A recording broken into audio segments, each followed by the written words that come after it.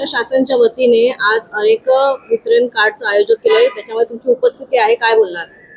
राज्य शासनाच्या तहसील विभागाच्या वतीने तहसीलदार बोरिवली यांच्या वतीने सदरचा कार्यक्रमाचा आयोजित करण्यात आला आहे।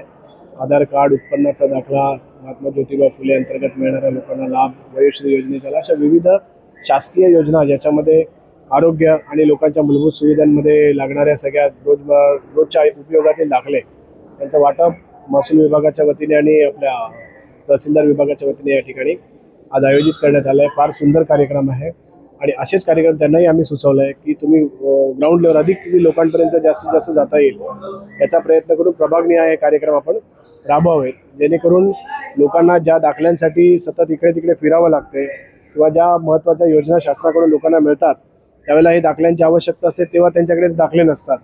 या अधिक ग्राउंडवर गेल्याने लोकांमध्ये पोहोचवल्याने नागरिकांना त्याचा फार मोठा फायदा होणार आहे। किती लोकांनी आतापर्यंत त्याचा लाभ घेतलाय?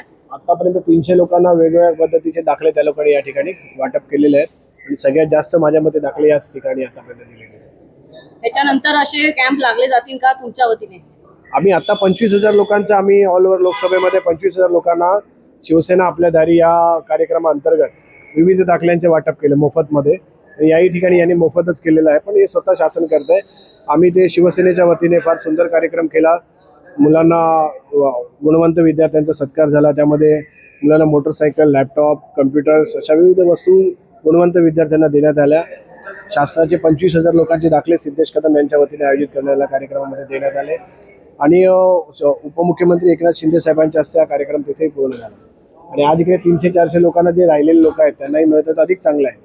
फार आनंदाचा विषय आहे।